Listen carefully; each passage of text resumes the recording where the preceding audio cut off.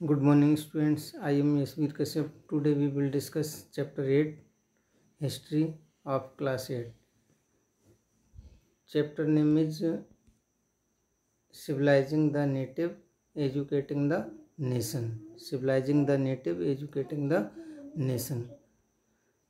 तो स्टूडेंट्स, इस चैप्टर में हम डिस्कस करेंगे इंडिया की एजुकेशन सिस्टम के बारे में कि जब ब्रिटिश रूल था तो उस समय इंडिया का जो एजुकेशन सिस्टम था वो किस तरह से था। तो चलिए स्टार्ट करते हैं चैप्टर को। ठीक है। In the earlier chapters you have seen how British rule affected rajas and nawabs, peasants and tribals. देखिए, इस लास्ट चैप्टर में हमने देखा था, जो हम पिछले चैप्टर पढ़ चुके हैं उनमें हमने देखा था कि जो ब्रिटिश थे, जब ब्रिटिश रूल था तो उस समय राजाओं पर उसका क्या इफ़ेक्ट पड़ा था, नवाबों पर, जो नवाब्स थे उन पर क्या इफ़ेक्ट पड़ा था, पीजेंट्स थे, ठीक है, उन पर किस तरह से रेवेन्यू उनसे कलेक्ट किया जाता था और उस रेवेन्यू से उन पीजेंट्स पर क्या इफ़ेक्ट पड़ा था, जो ट्राइबल पीपल थे, आदिवासी थे, वो किस तरह से अफेक्टेड हुए थे। ठीक है। तो इन सब के बारे में हमने पीछे जो चैप्टर थे उनमें हम पढ़ चुके हैं। In this chapter we will try and understand what implication it had for the lives of students. और इस चैप्टर में हम ये समझने का प्रयास करेंगे, ये पढ़ेंगे कि जो स्टूडेंट्स थे हमारे यहाँ के उस समय, तो स्टूडेंट्स पर यहाँ उनकी लाइफ पर किस तरह से कौन कौन सी प्रॉब्लम्स उन्हें क्रिएट हुई थी, उन सब के बारे में इस चैप्टर में हम पढ़ेंगे। ठीक है। For the British in India wanted not only territorial conquest and control over revenues. देखिए, इस में बताया कि जो ब्रिटिशर्स थे वो केवल इंडिया पर, जो इंडिया के स्टेट थे, राज्य थे, उन पर केवल वो राज करना ही, रूल करना ही नहीं चाहते थे, बल्कि जो केवल उनको, मतलब उनका ये नहीं था कि केवल रेवेन्यू कलेक्ट करना ही हो, ये उद्देश्य नहीं था, बल्कि उनका ये भी उद्देश्य था, दे आल्सो फेल्ट, वो ऐसा महसूस करते थे कि they had a cultural mission. ठीक है। वो एक कल्चरल मिशन भी चलाना चाहते थे, जिससे क्या था कि यहाँ की जो एजुकेशन सिस्टम है उसको ठीक से चलाया जा सके। ठीक है। जो यहाँ के नेटिव्स हैं उनको किस तरह से एजुकेटेड किया जाए, कैसे उनको सिविलाइज किया जाए, इसके बारे में भी वो काफ़ी, मतलब विचार विमर्श कर रहे थे। ठीक है। सिविलाइज द नेटिव्स, यहाँ के जो नेटिव्स थे उनको सिविलाइज किया जाए। Change their customs and values, कैसे उनकी जो कस्टम्स और वैल्यूज हैं उनको कैसे चेंज किया जाए। ठीक है। इन सब के बारे में भी वो अपनी, मतलब एक इम्पॉर्टेंट रोल प्ले करते थे इसके बारे में। ठीक है। नेक्स्ट पॉइंट है what changes were to be introduced. और इन सब चेंजेस के लिए, ठीक है, जो एजुकेशन सिस्टम में जो चेंज करना चाहते थे, उन चेंजेस के लिए उन्होंने कौन कौन से, मतलब प्लान इंट्रोड्यूस किए थे। ठीक है। How were Indians to be educated, civilised and made into what the British believed were good subjects.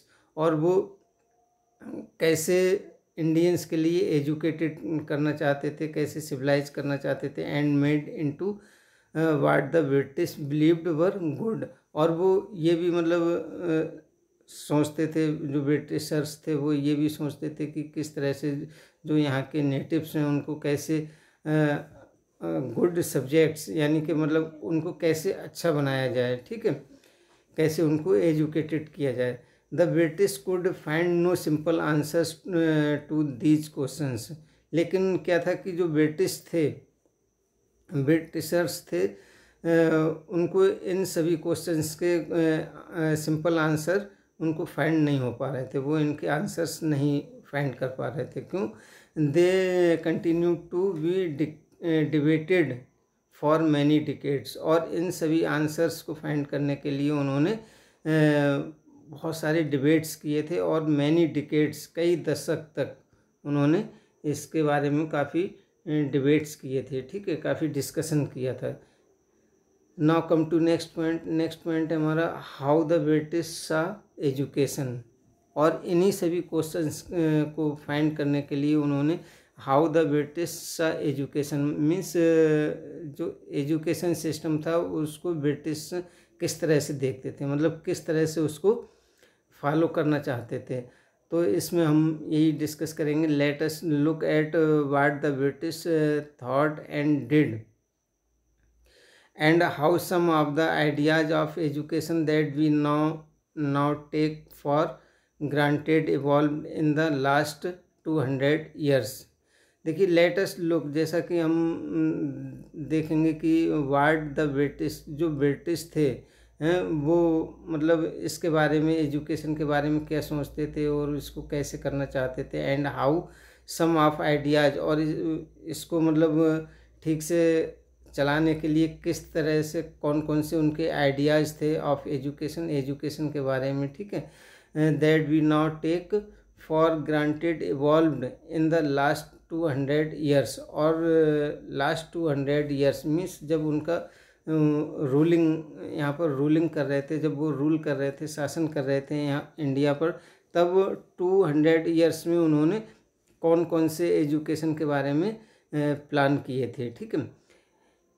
In the process of this inquiry, we will also see how Indians reacted to British ideas, ठीक है। और इस तरह से इस process में जो education की ये मतलब प्रोसेस थी, इसमें क्या था कि of this inquiry we will also see, हम ये देखेंगे कि हाउ इंडियंस जो थे वो उन्होंने ब्रिटिश आइडियाज़ के लिए कैसे रिएक्ट किया था, ठीक है। And how they developed their own views, और कैसे उन्होंने अपने मतलब व्यूज़ के लिए डेवलप किया था। How Indians were to be educated, और उन्होंने किस तरह से अपने मतलब ऐसे विचार बनाए थे, और उन्होंने ये भी सोचा था कि इंडियंस को कैसे एजुकेटेड किया जाए, ठीक है, इंडियंस कैसे एजुकेटेड हों।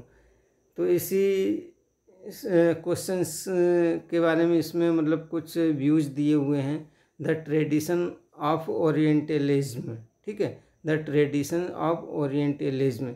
इस पॉइंट में हम पढ़ेंगे कि इन 1783 में क्या था कि a person named William Jones, एक पर्सन थे ब्रिटिश थे जिनका नेम था विलियम जोन्स, ठीक है, अराइव्ड इन कलकत्ता, और वो कलकत्ता में आए थे, ठीक है। He had an appointment as a junior जज at supreme court that the company had set up, और जब जो ईस्ट इंडिया कंपनी थी जब वो सेटअप हुई थी, ठीक है, तब उनके लिए जूनियर जज, सुप्रीम कोर्ट का जूनियर जज अपॉइंट किया था, मीन्स उन्हें जज अपॉइंट किया गया था, ठीक है।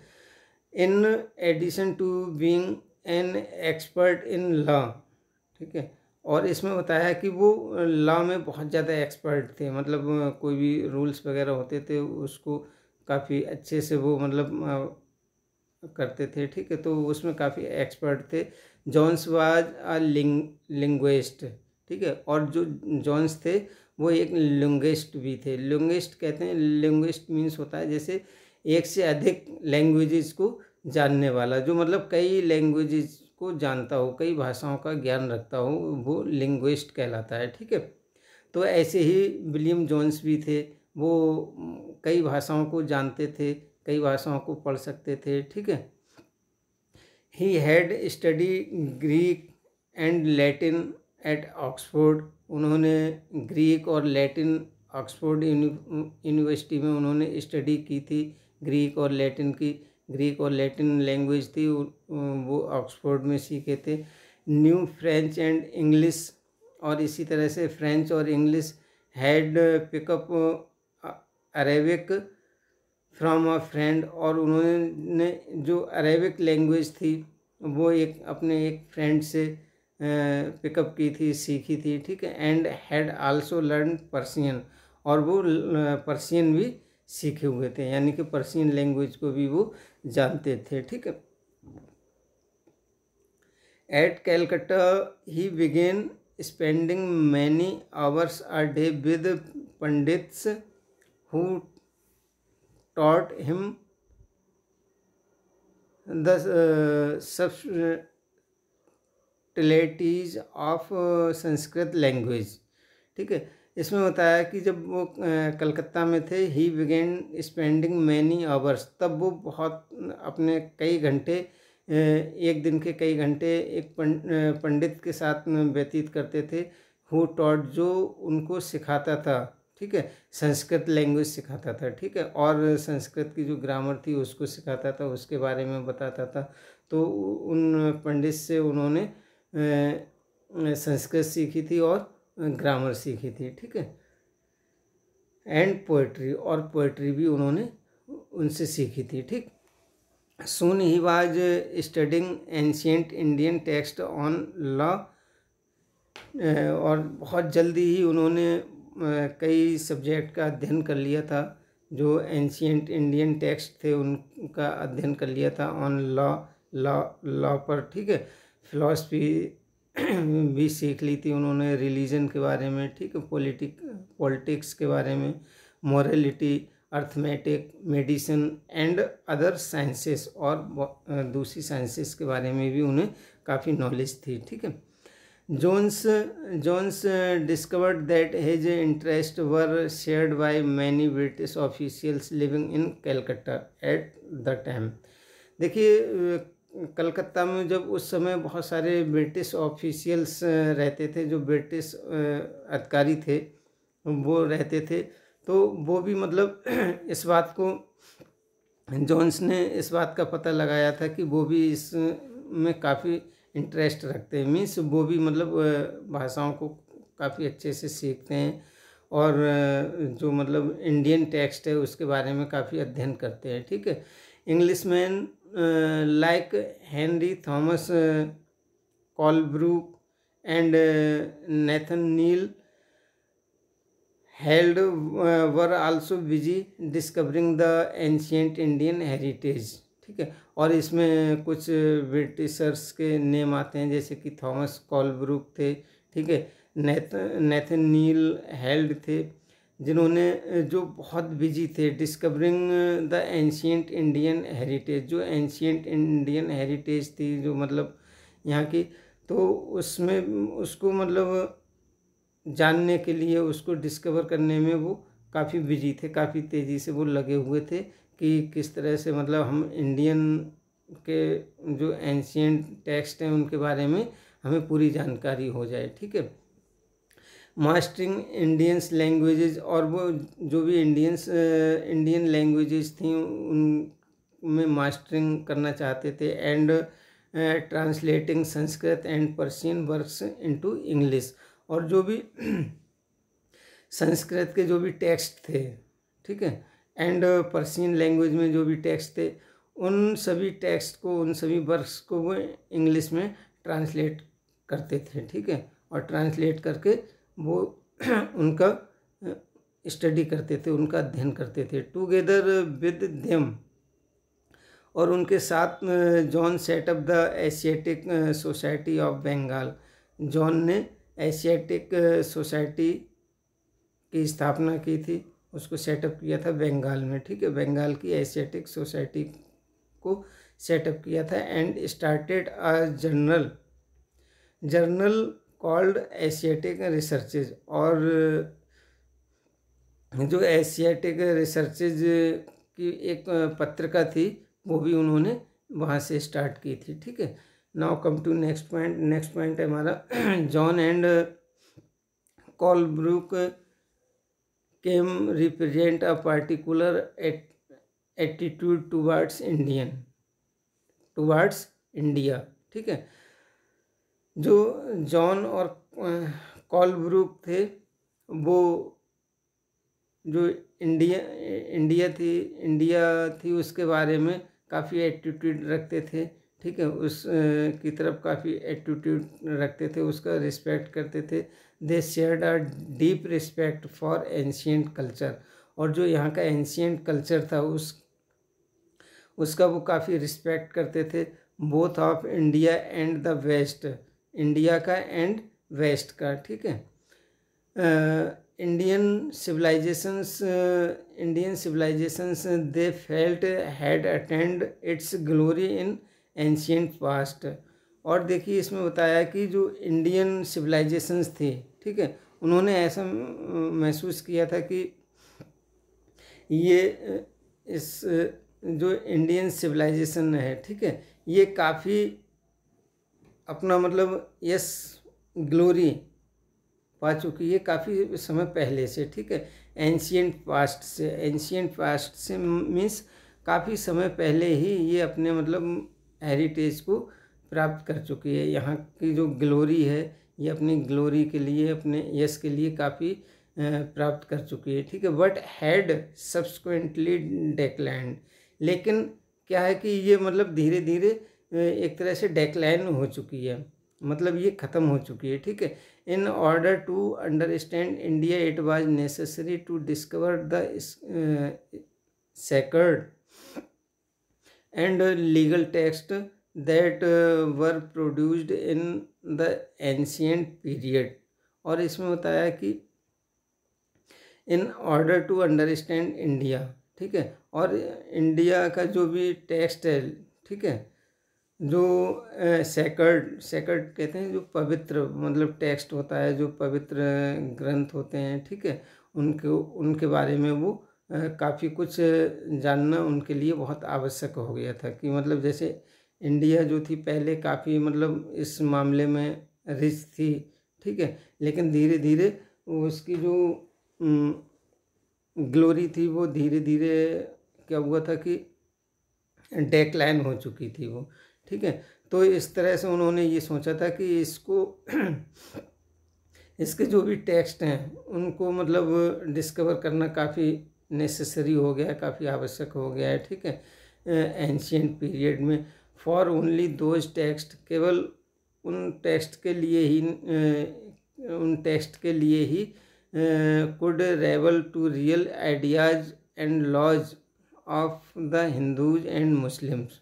और उन टेक्स्ट को मतलब पढ़कर ही उनके जो आइडियाज़ हैं, लॉज हैं ऑफ हिंदूज एंड मुस्लिम्स, ठीक है, हिंदू और मुस्लिम्स के आइडियाज़ और लॉज हैं, उन सबको हम समझ सकते हैं, ठीक है, उन टेक्स्ट का अध्ययन करके। ऐसा मतलब उन्होंने सोचा था, ठीक है। And only a new study of these text could form the basis of future development in India, ठीक है। और उन्होंने सोचा कि जब हम हिंदू और मुस्लिम जो इंडियंस हैं, ठीक है, इनके आइडियाज़ को और इनके लॉज को हम अच्छे से जान लेंगे, अच्छे से समझ लेंगे, तो क्या होगा कि and only a new study of these text could form the basis of future development in India.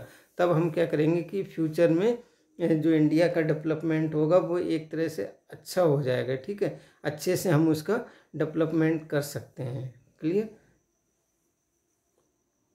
So Jones and Colebrooke went about discovering ancient text, ठीक है। और इसीलिए जो जॉन्स और कॉलब्रुक थे वो एंशियंट टेक्स्ट को खोजने में लग गए थे, मतलब उसको फाइंड करने में लग गए थे, अंडरस्टैंडिंग समझने में लग गए थे, एंड देयर मीनिंग, उसके मीनिंग समझने में लग गए थे, ठीक है। ट्रांसलेटिंग देम, और उनको ट्रांसलेट करने लगे थे, ठीक है, क्योंकि यहाँ के जो इंडियन टेक्स्ट थे वो कैसे थे, मतलब संस्कृत लैंग्वेज में थे, ठीक है, तो उनको इंग्लिश में वो ट्रांसलेट करते थे, जिससे क्या होता था कि वो और भी लोगों को उसके बारे में बता सकें, ठीक है। And making their finding known to others. This project they believed would not only help the British learn from Indian culture but it would also help Indians rediscover their own heritage। और इससे उन्होंने इस project से उन्हें ऐसा विश्वास हो गया था, वो ऐसा मानने लगे थे कि ये केवल के लिए ही, ब्रिटिश लोगों को सीखने के लिए ही हेल्प नहीं करेगी, बल्कि क्या होगा कि जो इंडियन कल्चर है, जो मतलब एक तरह से डेक्लाइन हो चुकी है, नष्ट हो चुकी है, जो इंडियंस हैं वो भी इसको उनके लिए भी इसको रीडिस्कवर करने में काफ़ी हेल्प मिलेगी कि यहाँ की जो हेरिटेज है एक तरह से मतलब डेक्लाइन हो चुकी है, धीरे धीरे ख़त्म हो चुकी है। तो जब हम ऐसा करेंगे तो इससे इंडियंस के लिए भी काफ़ी हेल्प मिलेगी, ठीक है, उनको अपनी हेरिटेज फाइंड करने में। And understand the lost glories of their past, ठीक है, और उस जो यहाँ की ग्लोरीज पास्ट में लॉस्ट हो चुकी है उसको समझने में इन्हें भी काफ़ी हेल्प मिल सकती है, ठीक है। इन दिस प्रोसेस, इस प्रोसेस में the British would become the guardians of Indian culture as well as its masters. और इस तरह से ब्रिटिश लोगों ने ये सोचा था कि जो ये प्रोसेस होगी इस तरह की, इस प्रोसेस से क्या होगा कि हम इंडियंस के एक तरह से गार्जियंस बन जाएंगे, ठीक है, और गार्जियंस बन जाएंगे और उनके मास्टर बन जाएंगे, उनके मालिक बन जाएंगे। क्लियर। नेक्स्ट पॉइंट है इन्फ्लुएंस्ड बाय सच आइडियाज़। और ये जितने भी आइडियाज़ ऊपर इसमें पैराग्राफ में हमने पढ़े थे उन आइडियाज़ से इन्फ्लुएंस्ड होकर, प्रभावित होकर many company official argued that the British ought to promote Indian rather than western learning, ठीक है। जो कंपनी के ऑफिशियल्स थे, ठीक है, जो ऑफिसर्स थे एक तरह से वो इस बात को का आर्गूमेंट करने लगे थे कि जो ब्रिटिश हैं, ठीक है, वो इंडियन को ही प्रमोट करेंगे, ठीक है, रादर देन वेस्टर्न लर्निंग। जो वेस्टर्न लर्निंग है उसकी जगह इंडियन को ही ज़्यादा प्रमोट करेंगे वो, ठीक है। They felt that institution should be set up to encourage the study of ancient Indian text and teach Sanskrit and Persian literature and poetry.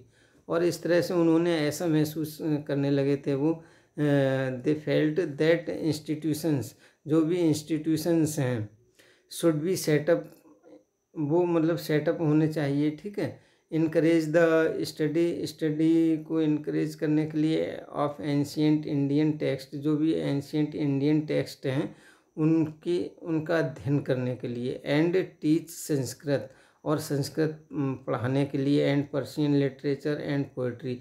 Means कहने का मतलब ये है कि वो ऐसा महसूस करने लगे थे कि जो भी मतलब इंडियंस हैं, इंडियन टेक्स्ट हैं, वो उनके लिए केवल संस्कृत और पर्शियन लिटरेचर और पोइट्री का ही ज्ञान कराया जाए उनके लिए। ऐसा ना हो कि उन्हें किसी दूसरी लैंग्वेज में उनके लिए कुछ सिखाया जाए, इससे उनके लिए बहुत ज़्यादा प्रॉब्लम क्रिएट हो सकती है, ठीक है। The official also thought that Hindus and Muslim ought to be taught what they were already familiar with। और वो ऐसा बताते हैं कि जो भी हिंदू और मुस्लिम हैं यहाँ पर इंडियंस, ठीक है, उनके लिए उसी भाषा में उसी लैंग्वेज में मतलब इसका अध्ययन कराना चाहिए, सिखाना चाहिए, जिससे वो फैमिलियर हैं, जिसको वो जानते हैं, ठीक है। And what they valued and treasured, not subject that were alien to them. और हमें मतलब वो ऐसा सोच रहे थे कि इंडियंस के लिए ऐसी लैंग्वेज हमें नहीं देनी चाहिए जिससे कि जो उनके लिए एक तरह से एलियन हो, मतलब जिससे वो अनभिज्ञ हो, जिसको वो जानते ना हो या उसे समझने में उनके लिए बहुत ज़्यादा प्रॉब्लम क्रिएट हो, ठीक है। ओनली देन, और तब क्या हुआ कि दे बिलीव्ड, वो ऐसा विश्वास करते थे, ऐसा मानते थे, could the British hope to win place in the hearts of the natives. और उन्होंने इससे क्या सोचा था कि जब हम इंडियंस के लिए ऐसी लैंग्वेज सिखा देंगे, ठीक है, और उनके लिए इस टेक्स्ट के काफ़ी मतलब नॉलेज करा देंगे, तब क्या होगा कि ब्रिटिश ये बिलीव करने लगे थे कि हम जो भी नेटिव्स हैं, जो भी इंडियंस हैं, उनके हार्ट में एक तरह से हम अपना स्थान बना लेंगे, ठीक है। यानी कि हम उन पर उनके माइंड को काफ़ी चेंज कर देंगे और हम उन पर आसानी से रूलिंग कर सकेंगे, ठीक है। Only then could the alien rulers expect to be respected by their subject. और वो ये भी सोचने लगे थे कि जब हम ऐसा इनके लिए कर देंगे तो जो हम एक तरह से एलियन रूलर्स के रूप में उनके सामने मतलब जाने जाते हैं, मतलब हम ऐसे रूलर्स के बारे में नहीं जाने जाएंगे जैसे कि वो हमसे ये एक्सपेक्ट करते हैं कि हम मतलब एलियन हैं एक तरह से, कि हम इनको जानते नहीं हैं, पता नहीं ये कहाँ से आ गए हैं इस तरह से। और वो हमारा रिस्पेक्ट करना भी सीख जाएंगे, जो भी इंडियंस हैं वो रिस्पेक्ट भी करने लगेंगे हमारा, ठीक है। और हमें एक बाहर का राजा नहीं समझेंगे वो, ठीक है, क्लियर। तो इसके लिए उन्होंने क्या किया था कि विद दिस ऑब्जेक्ट, इस ऑब्जेक्ट के लिए इन view a Madrasa was setup, उन्होंने मदरसा मतलब सेटअप किए थे, मदरसा बनवाए थे, ठीक है, इन कैलकट्टा 1781 कलकत्ता में उन्होंने एक मदरसा बनवाया था, ठीक है, to promote the study of Arabic, Persian and Islamic language, ठीक है। मतलब यहाँ के जो लोग थे उनको अरेबिक लैंग्वेज सिखाने के लिए, पर्शियन लैंग्वेज सिखाने के लिए और इस्लामिक लॉ सिखाने के लिए उन्होंने एक मदरसा बनवाया था कलकत्ता में 1781 में। And the Hindu college was established in Banaras in 1791। और 1791 में बनारस में उन्होंने एक हिंदू कॉलेज की भी स्थापना की थी, इस्टेब्लिश किया था, ठीक है, to encourage the study of ancient Sanskrit, मतलब एंशियंट संस्कृत की स्टडी करने के उद्देश्य से, ठीक है, जो भी एंशियंट संस्कृत टेक्स्ट थे उनका अध्ययन करने के लिए उन्होंने बनारस में 1791 में हिंदू कॉलेज की स्थापना की थी, ठीक है, that would be useful for the administration of the country, ठीक है, और जो कि बहुत ज़्यादा यूजफुल हुआ उनके एडमिनिस्ट्रेशन के लिए ऑफ द कंट्री के एडमिनिस्ट्रेशन के लिए बहुत ज़्यादा वो यूजफुल हुआ। तो स्टूडेंट्स इस वीडियो लेक्चर में बस इतना ही। नेक्स्ट वीडियो लेक्चर में हम नेक्स्ट पॉइंट डिस्कस करेंगे, और ये पॉइंट है हमारा